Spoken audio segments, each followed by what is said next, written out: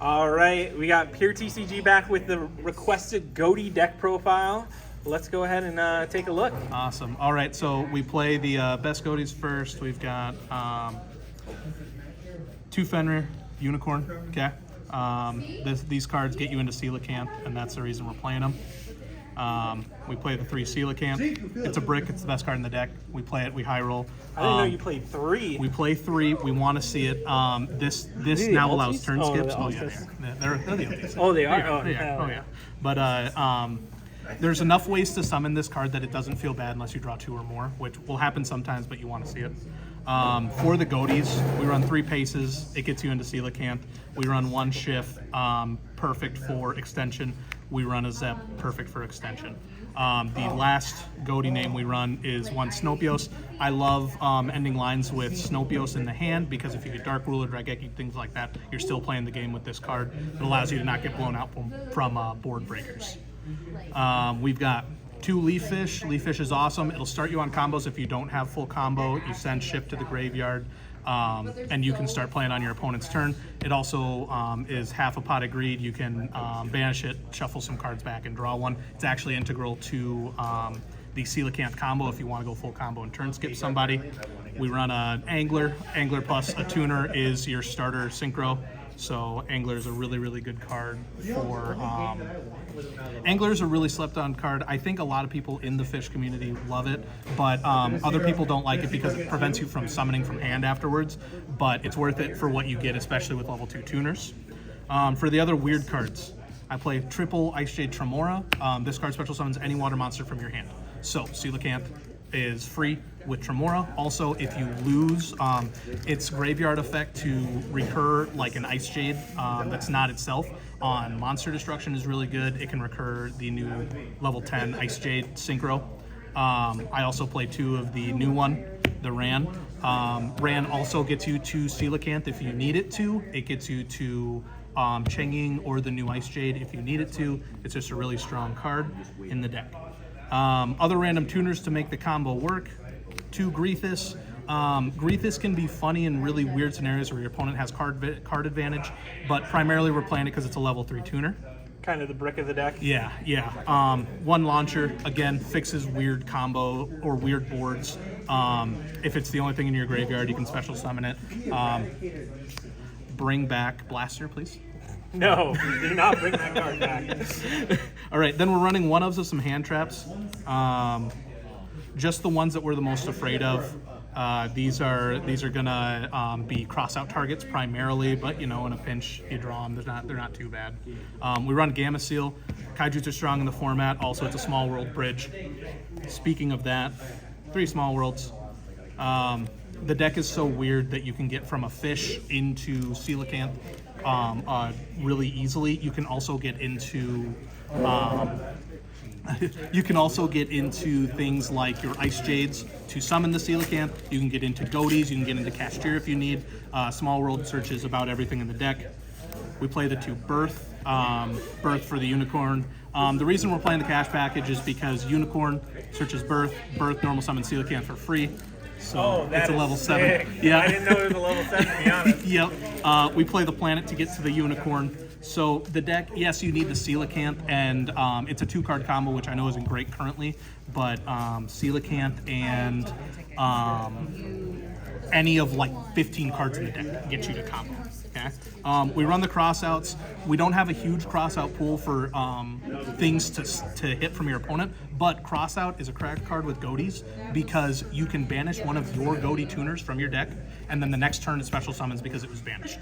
So, kind of treat it like a starter if you need to, if you can do it at a weird spot. Exactly. So it's twofold. It's good if you draw it into interruption. It's good if you draw it not into interruption. We run a couple tactics talents for obvious weak deck reasons. We run 1 Imperm. Again, it's a target for crossout. And then I apologize. I said 2 Fenrirs. My other one was at the bottom. Or 2 Unicorns. Yeah, sorry, 2 Unicorns. Yep. 2 Unicorns, 2 Fenrirs. Yep. Good and solid then cash package. 2 Birth. Yep. All right, for the extra.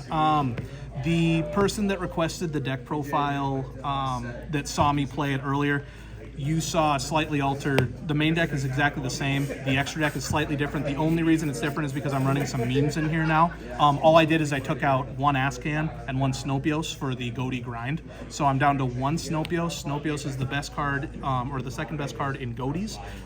It banishes any fish from your deck, which means a tuner if you need it. It means Snopios if you already have a tuner engraved to give you extension. You can't dash it because it doesn't go to graveyard. Snopios is an awesome card, level 6 synchro. We run one Monoceros. Monoceros will grab any fish back from your graveyard. So it's really helpful in the combo, but it's also helpful if you have weird situations where you can make a 7 with a Leaf Fish. Leaf Fish can Foolish Burial, even like a Coelacanth. Monoceros brings back the Coelacanth, you're playing the game. We run the Excel Stardust package. It's just too strong in a deck that can consistently make 6s and 8s. So I love running the package. It gets me into like my level 10s, Barones, things like that. And it gets me out of sticky situations when I can't do the Coelacanth line. We run one Ascan. This is the best card in Ghoti. Banishes a card when it hits the field, and then anytime it hits the graveyard, you can banish it once per turn to... or if you banish it once per turn, you can banish another fish as cost to special summon it. So if you're banishing tuners and your opponent's not getting rid of this card, you're just making synchro 10s every turn. You're special summoning Ascan, and then you're and so with the field spell, it's awesome. I'm not running the field spell because I'm not running pure Ghotis, but this plus a Ghoti field spell is just Barone every turn, Changing every turn. It just keeps going. We run one whale.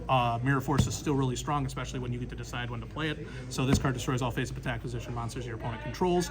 Also, if it hits the graveyard, if it's destroyed, you can banish a fish to special summon it back as a tuner. That part's not perfect, but it gets your tuners back banished so that you're playing on your next turn. So it's a nice body for not getting OTK'd and replenishing for next turn.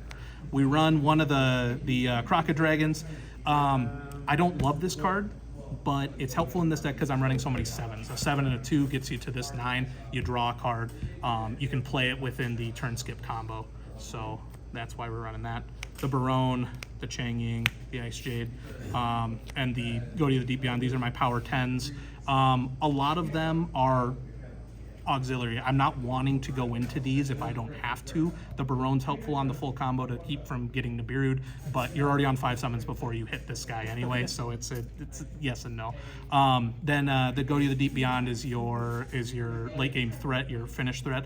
This card is not something you want to try to go into. You want to save it for last second. You want to save it until your opponent uses as many resources as possible. Okay, so those are the 10s. We've got the other fun things in here. Crimson Dragon, Sigma, Calamity. The Coelacanth line with a Coelacanth, a summon, and one discard. You can put Crimson Dragon and Sigma on the field and Calamity your opponent in their draw phase. Now, when you're doing that, the reason I'm running this as my 12 instead of some of the other 12s that are running around is because this card in the extra monster zone is unaffected by all card effects, not just your opponent's, which means if I go to the Deep Beyond my opponent and banish all cards on the field, this does not go away. So we keep advantage on top of doing Ghoti the Deep Beyond things, all right? And then finally, I run one Abyss Keeper. This card gets you into Coelacanth. If you link 2, you special summon a water from your hand. Doesn't matter the level, you make Coelacanth. So it's funny in that regards. It also is my out for things like Scareclaw because it's a link monster that can banish things on the field. It's not perfect, but I've got a lot of buddies and people that I know that play Scareclaw, play Tryhard, and it scares the crap out of me. So that's my out for that. Fair enough. You want to show us just a quick side deck? Yes. For the side, we have one more Gamma Seal. If you're drawing it a lot, put in a second one so you can still Small World, or if you're playing against Pearly or anything like that, you got the Kaiju, and then it's a bunch of board breakers, your Dark Rulers, your Harpies, your 2 Lightning Storms, your 3 Evenly, and then the other 5 cards I run, 2 Spiritual Water Arts. In full combo, you can also end up with a spare Synchro, you're level 6 on the field. So if you, in draw phase, hit this, you're all of a sudden playing with perfect hand knowledge on top of a turn skip, and you're sending something from hand. So you've got advantage literally everywhere. You should never lose the game. Heard Dust Shoot's good. Dust Shoot's okay. And then finally, the other blowout, Gravity Collapse. Tribute or send a Synchro monster to the graveyard on counter trap speed. Your opponent cannot summon for the rest of the turn. Okay. Yeah. All right. Anything you want to say about the deck? The deck is very high rolly. If you're allowed to resolve Coelacanth, you're probably going to win the game. If you're not allowed to resolve Coelacanth, you can still play. The reason I love it with the Ghoti packet instead of other fish is because the Ghoties allow you to grind through things. The Cashier monsters allow you to grind through things. So you will draw dead hands. That is a possibility, but more often than not, you're at least playing in some capacity. It's just whether or not you're winning the game immediately. That's awesome. I appreciate the profile. Thanks so much, and hopefully we'll see some more memes out of the deck. Peace.